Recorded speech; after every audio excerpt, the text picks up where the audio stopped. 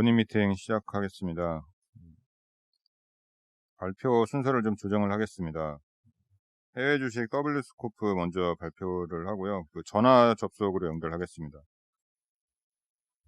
고정현 들리시나요? 네, 들리시나요? 예, 발표하세요. 네, 잘 들립니다. 네, W스코프 말씀드리겠습니다.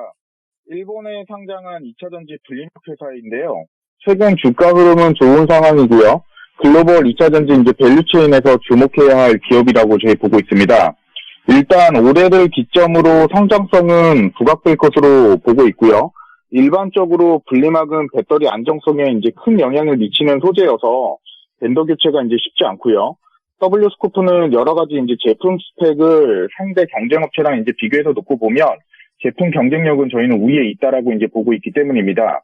그리고 삼성, SK, LG화학을 고객사로 보유하고 있기 때문에 고객사의 배터리 성장성을 모두 향유할 가능성이 높다라고 보고 있기 때문이 두 번째 이유입니다. W스코프는 분리막 공장이 한국 오창과 충주에 있는데요. 특히 충주 공장은 전기차용 전지 분리막 공장으로 생산 능력을 지금 현재 확대 중에 있고요. 그리고 SK가 내년부터 본격 생산하는 주행거리 620km 배터리에 W스코프 분리막이 채용될 것으로 보고 있기 때문에 성장성은 보장되어 있다라고 저희는 보고 있습니다. 이번 주 월요일에 충주 공장 투자건으로 인해서 200억 원 전환산채를 발행을 했고요. 대상은 삼성 벤처 투자 SVIC 49호이고요. SVIC 49호는 삼성 SDI가 출자했다라고 공시가 나와 있습니다. 따라서 W스코프의 충주 공장은 삼성 SDI가 투자했다라고도 해석할 수가 있을 것 같습니다. W스코프의 실적은 시장 컨센 기준으로 올해 영업이익은 흑자 전환이고요. 내년에는 1000% 정도 이익 증가율, 개선폭 고일 것으로 전망되는 상황입니다. 이상입니다.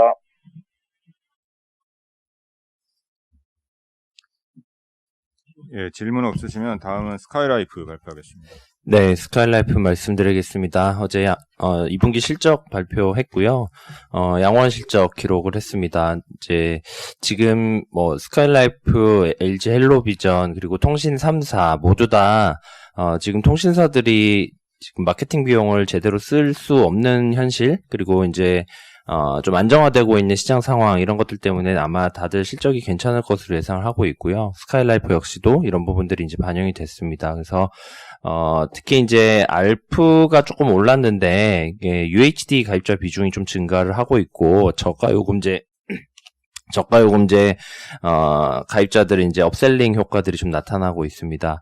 지금 현대 HC의 우선 협상 대상자로 선정이 되어 있거든요. 그래서 이게 정부 승인이 잘 떨어지면 아마 가지고 있던 현금 가치보다 더 인정을 받지 않을까라고 저희는 판단하고 있습니다. 다만 시너지까지 확인을 하기에는 시간이 조금 걸릴 것 같아서 저희는 일단은 홀드 의견 유지하도록 하겠습니다. 이상입니다. 예, 그럼 원래 순서로 돌아가겠습니다. 투자 전략 중국 분석 발표해 주세요. 예, 나눠드린 자료 보시면 되겠습니다. 중국 주식시장 수급에 대해서 말씀드리겠습니다. 3페이지 표 1번과 2번을 같이 보시면 7월 이후 중국 주식시장의 강세는 풍부한 유동성과 중국 자본시장 개혁 가속화의 결과물로 판단됩니다. 7월부터 시행된 창업판과 장외 시장인 신산판 개혁과 맞물려서 공모주 청약 자금이 급증한 것으로 파악됩니다.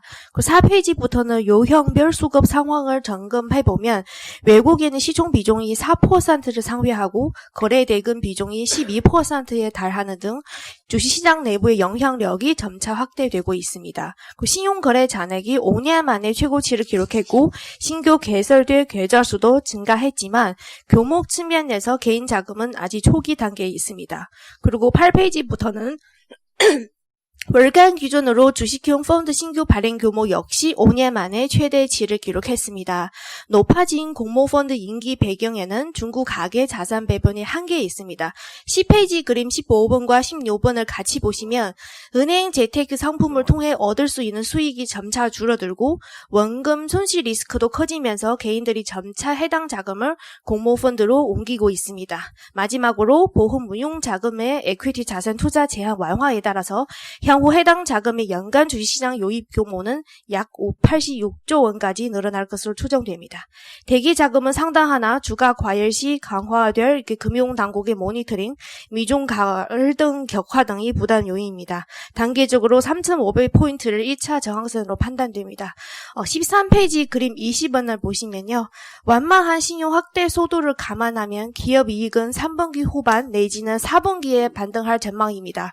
그래서 연말로 갈수록 미중 정치적 리스크 요인 완화, 14차 5개년 계획 모멘텀과 대기 자금 요입 등에 힘입어서 주가 상승 가능성이 확대될 전망입니다. 이상입니다. 융자 총액은 연간 단위로 한도가 정해져 있는 건가요? 정해져 있는 보다, 그렇죠. 중국 정부 입장에서는 연초에 좀 계획하는 규모가 있습니다. 올해는 한 50에서 60조 원 정도? 예, 그래서 상반기는 한 65%에서 70% 이미, 예, 요동성 풀었다고 예, 보실 수 있겠습니다. 하해 융자 총액하고 그 전체 기업 실적들하고의 인터벌이 있잖아요. 네네. 그래프를 한번 이 안에 있는 그래프를 보면서 잠깐 설명해 주시죠. 여기 13페이지 그림 2번을 보시면 여기 신용 확대라는 것은 이미은행에서 자산 대비 전체 시중은행의 자산의 이런 증가 속도로 보시면 되겠습니다. 사회융자총회랑 비슷한 이런 개념인데요. 토탈 소셜 파이낸싱이라고 외화 채권, 그 외화 대출, 외화까지 그래서 모든 채권 이랑 이런 대출이 합쳐서 전체 사회에서 풀리는 요동성 보실 수 있겠습니다. 여기 보시면 이런 신용 확대되는 속도랑 기업 이익에 약 6개월에서 한 12개월 정도 선행합니다. 그래서 올해 3월부터 이게 신용 확대 속도가 가파르게 올라와 있었거든요. 그래서 빠르면 3분기 후반, 그리고 늦어도 한 4분기 후반, 내년 1분기까지는 기업 이익이 반등할 것으로 저희는 보고 있고요. 그래서 4분기 주식시장이 조금 더 좋은 성과를 보일 거다 이렇게 전망하고 있습니다. 2011년도부터 한 18년도까지 크게 콜레이션 안 되는 거는 이유가 혹시 있나요? 이 그래프에서? 이게 보시면 2015년, 16년은 공급처 개혁이 있어서 조금 더 빠르게 신용 확대랑 기업 이익이 보시는 그렇게 나오고요. 특히 이게 6개월에서 한 12개월 정도 선행하는 모습을 이게 볼 수 있습니다. 여기 조금 우측이랑 이게 공업 이익이 확 튀는 거로 이게 15년, 16년 있었거든요. 네. 그래프를 좀 밋밋하게 그려가지고 예, 조금 질문하는 내용처럼 그렇게 보일 수가 있는데 네. 좀 더 고치겠습니다. 그림 방법을 좀 고쳐야 되겠어요. 네. 예, 다음은 내용을 좀 연결해서 중국 그 반도체 산업 관련해서 발표해 주세요. 네, 중국 정부가 반도체 산업 육성 정책을 발표했습니다. 주요 내용으로는 반도체 기업에 대한 세제 감면과 반도체 소재와 부품, 장비, 그리고 관련 소프트웨어 수입 관세 면제, 그리고 융자 편의 제공, R&D 지원 등 내용이 포함되어 있습니다. 이번 정책의 배경으로는 아시다시피 미국의 제재 하에 중국 반도체 국산화의 중요성이 부각되고 있는데요. 전일 발표된 정책의 특이점은 중국 정부가 이례적으로 상기 모든 혜택을 중국 내에 설립된 미국 기업에게도 동일하게 적용한다고 발표했습니다. 현재 미국 정부는 중국 정부가 국유 기업에게 보조금을 지급하고 대출 편의 등을 제공하는 것이 미국 기업 입장에서 불공정하다며 압박하고 있습니다. 중국 정책의 이번 변화는 미국과의 타협과 미국 기업의 중국 내 투자 유치를 위한 포석으로 해석할 수 있는데요. 다만 저는 중국 정부의 최종 목적은 글로벌 선두 기업의 중국 내 투자 유치를 통한 로컬 서플라이 체인과 전문 인력 육성에 있다고 판단합니다. 공무원의 반도체 산업 육성 정책에 따른 로컬 밸류체인 전반의 수혜가 예상되는데요. 로컬 기업 중에서 1위 장비 업체인 북방화창을 탑 이유로 제시합니다. 국내 산업 영향은 도현 의원님께서 말씀해 주시겠습니다. 예, 국내 반도체 산업에 대한 영향을 좀 말씀을 드리겠습니다. 이번 발표로 향후에 이제 중국 업체들이랑 국내의 삼성전자, 하이닉스 같은 반도체 업체들이랑 경쟁이 좀 심화되지 않을까 그렇게 생각이 들고요. 이번 내용만 보면 그렇게 뭐 긍정적인 내용은 아니다 이렇게 볼 수 있을 것 같습니다. 중국 정부가 대표적으로 육성하고 있는 회사가 크게 이제 3개가 있는데 첫 번째로는 SMIC, 파운드리 업체가 있고요. 두 번째로는 메모리 업체 YMTC 그리고 창신 메모리 이렇게 3개가 있습니다.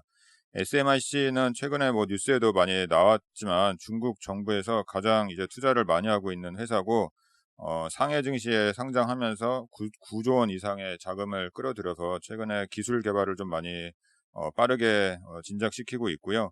화웨이가 TSMC 사용하다가 TSMC가 이제 화웨이 제품 못 만드니까 화웨이 입장에서는 SMIC 빨리 기술력 육성해서 SMIC에서 뭐 10나노, 7나노 프로세서 빨리 만들어야 되지 않을까 그렇게 생각이 됩니다. 그렇게 뭐 착착 뭐 진행 중이다 이렇게 파악을 하고 있고요. 메모리 같은 경우도 중국의 YMTC가 최근에 128단 3D NAND 발표를 했고 연말부터 뭐 수율은 안 좋겠지만 뭐 일부 양수 안에 들어간다 이렇게 얘기를 하고 있습니다. 창신 메모리도 현재 19나노 D램 제조하고 있는데 연말부터 17나노 D램 제조한다 이렇게 얘기를 하고 있습니다.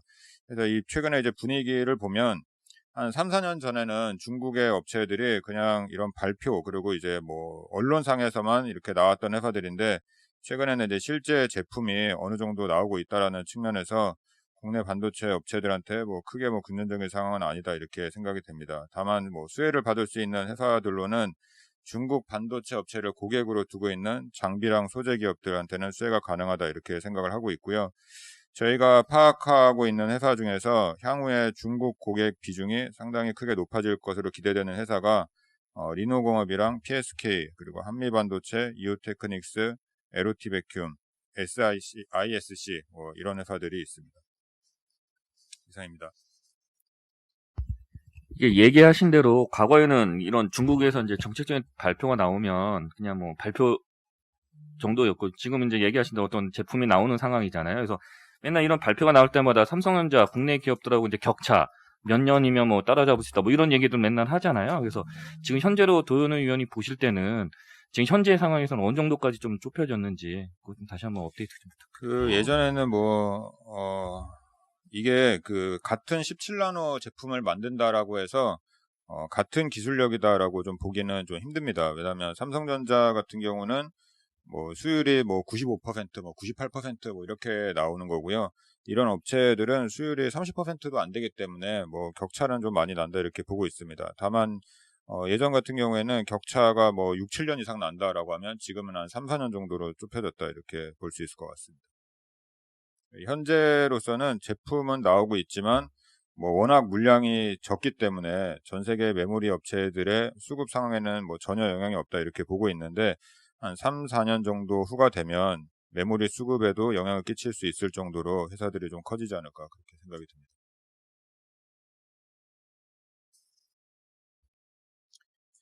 예, 다음 순서는 휴대폰 IT 부품 산업 발표하겠습니다.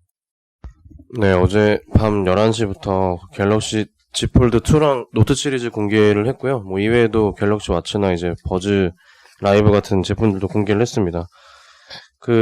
제일 관심이 많았던 부분은 당연히 이제 Z 폴드 2랑 갤럭시 노트 20 시리즈인데, 갤럭시 노트 20 시리즈는 솔직히 특별한 건 없었고요. 그냥 펜 기능이 인식 속도가 좀 더 빨라졌다. 그래서 아마 저희 생각도 그렇고 뭐 일부 지금 시장에서 생각은 올해가 마지막 노트 시리즈가 되지 않을까. 내년부터 아마 폴드 시리즈가 노트 시리즈를 대체할 가능성이 높다고 보고요. 폴드 2는 작년 이제 9월달 출시한 이후에 이제 두 번째 제품인데 예상보다 되게 괜찮다고 저는 생각을 합니다. 왜냐하면 가격이나 사실 뭐 완전 디테일한 스펙까지는 지금 알려지지 않았지만 9월 1일에 다시 이제 공개하고 사전 예약까지 그때 진행할 예정인데, 일단 되게 얇아졌다는 게 이제 좀 확연히 이게 육안으로도 확인이 되고요. 지금 제가 쓰고 있는 폴드 1이 펼쳤을 때 7.5mm고 접었을 때 17.5mm 정도 되는데, 이게 지금 폴드 2가 펼쳤을 때 6mm 그리고 접었을 때는 공개는 안 했지만 아마 한 13mm 내외 정도 될 것 같아요. 그러면 거의 20% 이상 지금 두께가 얇아져서 훨씬 편의성이 확대될 것 같고요. 뭐 무게는 공개되지 않았지만 아마 두께가 얇아졌기 때문에 무게도 그만큼 얇아지지 않았을까 이렇게 좀 생각이 됩니다. 그래서 그런 거는 되게 큰 이슈라고 생각이 되고, 아직 이게 이제 언론에 뭐 뉴스 같은 거 찾아보면 사실 이 얘기는 별로 없을 거예요. 두께에 대한 얘기는. 그래서 이거는 라이브 방송에서만 아마 최초 공개한 내용이 아닐까라고 생각이 되고, 뭐 배터리나 나머지는 사실 크게 차이는 없었습니다. 방수 및 방진 기능도 얘기를 뭐 들어온다는 얘기가 있었는데, 일단 방진 기능은 있는 것 같은데 방수 기능은 확인은 안 됐고요. 자세한 내용은 이제 9월 1일 날 확인되지 않을까 그렇게 좀 생각을 하고 있습니다. 저희는 뭐 갤럭시 폴드를 원래 이제 좋게 보고 있었지만 생각보다 지금 이번에 나온 게 더 괜찮다고 생각이 되기 때문에 판매는 잘 될 거로 좀 기대가 되고요. 그래서 저희가 예상하는 연간 판매량은 뭐 150에서 200만 대인데 이게 이제 9월 달에 출시된다는 거 감안하면 사실 큰 의미가 없고 내년이 본격적으로 이제 확대될 예정인데 내년 기준으로 저희는 한 1,500만 대 내외 정도 지금 보고 있거든요. 그래서 관련된 부품 업체들이 당연히 이제 수혜가 있을 거라고 보고 그 관련된 부품 중에 힌지를 되게 강조를 많이 했어요. 또 이번에. 그래서 그 틈을 많이 줄여서 뭐 자기네들의 특별한 이제 공법을 통해서 많은 기술력이 이제 투입이 됐다는 식으로 이제 많이 홍보를 해서 지금 힌지 쪽에 솔벤더인 KH바텍이 가장 이제 큰 수혜주 중에 하나고 그다음에 세경 하이테크, 파인테크닉스 이제 이런 업체들 그다음에 BH랑 이노 첨단 소재 같은 경우는 물론 지금도 이제 수혜이긴 하지만 그 펜 기능에 대해서 또 언급을 했거든요. 그래서 이번에는 펜 기능이 안 들어갔는데 내년에는 들어갈 가능성이 매우 높기 때문에 이게 이제 디지타이저 부품이 들어가면 이 두 업체가 내년까지 더 이제 수혜가 커질 수 있다. 5개 정도 업체에 좀 주목해야 되지 않나 이렇게 판단하고 있습니다.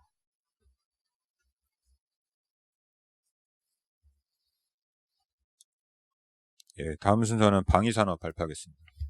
네, 방위사업 코멘트를 좀 드리겠습니다. 먼저 차트를 좀 보겠습니다. 저희 그 항공우주랑 하나에어로 좀 순차적으로 띄워주시겠습니까? 항공우주하고 하나에어로. 예, 좀 부진한 모습이고 LIG 넥스원.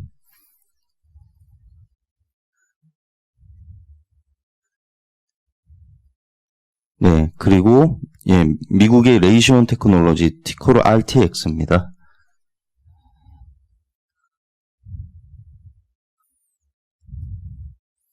예, 보시면 RTX 차트가 그 항공우주나 하나에어로랑 좀 비슷하고 LIG 넥스원이 다른 차트를 보여주는데 그 결론적으로 얘기를 드리면 이 그 항공우주나 하나에어로가 다른 예, LIG 넥스원이랑 차이가 나는 게 뭐냐 하면 결국 민항기 사업이 매출에 같이 들어가 있는 기업들이라는 점입니다. 그 RTX 레이시온 테크놀로지스도 동일하게 그 방산 매출과 민항기 관련 매출이 동시에 나오는 기업입니다. 그 매출 구조를 보면 거의 방산 5에 그 민수 쪽이 5다, 거의 반반이다라고 이렇게 봐주시면 되는데, 결론적으로 얘기를 드리면 민항기에 관련된 밸류체인의 손상이 매우 심하기 때문이라고 이렇게 이해를 해주시면 됩니다. 3페이지에 레이시온 테크놀로지스의 실적을 좀 같이 이렇게 표기를 하고 있는데요.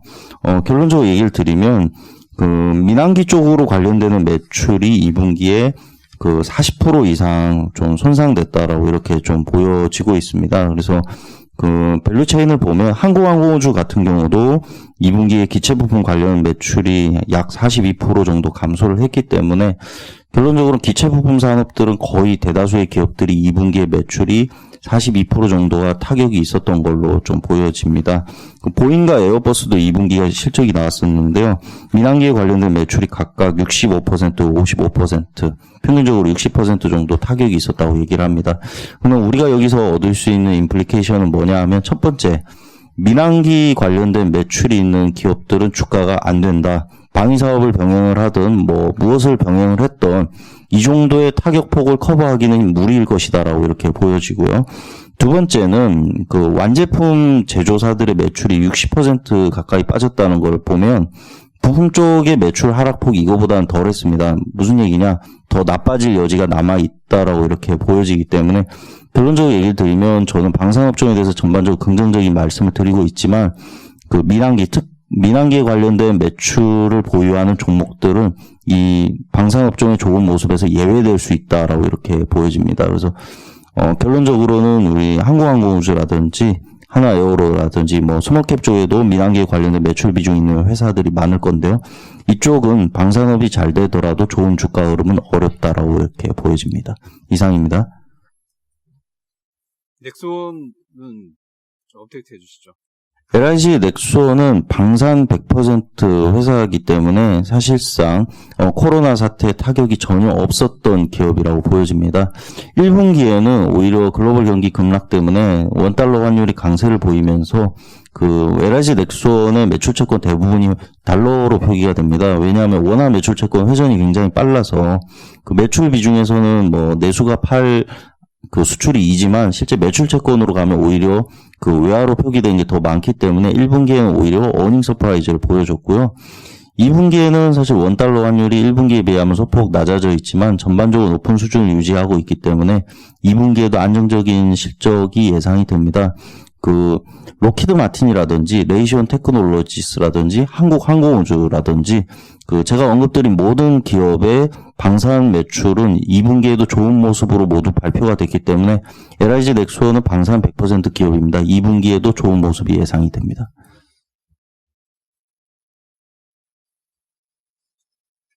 예, 다음 순서는 제주항공이랑 진에어 발표하겠습니다. 네, 제주항공부터 말씀드리겠습니다. 투자 의견 홀드랑 목표주가 15,000원 유지하고요. 영업 적자가 847억 원으로 제가 추정했던 수치와 유사하게 나왔습니다. 예상했던 것만큼 부진하게 나왔고요. 조금 더 생각보다 매출액 측면에서는 더 부진했습니다. 그래서 지금 국제선 가동률이 1% 정도 수준에 불과하기 때문에 3분기에도 되게 어려운 그림이 이어지지 않을까 이렇게 보고 있고 감사 반기 보고서 나오는 시점에서 이스타항공 관련해서 지불했던 계약금이나 이런 것 쪽에서도 손실 차손 발생 가능성도 있기 때문에 추가적으로 좀 적자폭이 확대될 수 있다고 생각하고 있습니다. 일단은 보수적인 의견 유지하고요. 진에어도 말씀드리도록 하겠습니다. 투자 의견 홀드 목표 주가 10,000원 유지하고요. 어제 유상증자 1,100억 규모의 유상증자를 발표했습니다. 주식수가 기존 3천만 주에서 이제 1,500만 주가 더 추가로 들어오기 때문에 주식수가 50% 정도 늘어난다고 보시면 되고요. 신주 발행 예정가는 7,280원으로 어제 종가 대비 27% 정도 낮은 수준입니다. 최근에 TA가 유상증자 하다가 대주주 참여가 부족하면서 이제 유상증자에 실패했는데요. 진에어 같은 경우는 한진칼이 들어올 가능성이 매우 높고, 그 다음에 비중만큼 충분히 들어올 수 있다고 보고 있기 때문에 유상증자가 충분히 성공할 수 있을 거라고 보고 있습니다. 특이한 점은 지금 현재 1,200억 정도 현금이 있고요. 여기에다가 1,100억 정도 더 추가하면 2,300억 정도 현금이 있기 때문에 LCC 중에서는 가장 현금이 많은 항공사고요. 아마 내년 상반기 잘만 하면 내년도까지도 버틸 수 있는 체력이 있기 때문에 그냥 체력만 놓고 보면 진에어가 가장 오래 버틸 수 있는 항공사가 됐다라고 보고 있습니다. 다만 일단 아직까지 단기 수요 회복 가능성이 너무 낮고 코로나가 내년에도 영향을 많이 미칠 수도 있다라고 보고 있기 때문에 일단 보수적인 관점 유지하도록 하겠습니다. 이상입니다.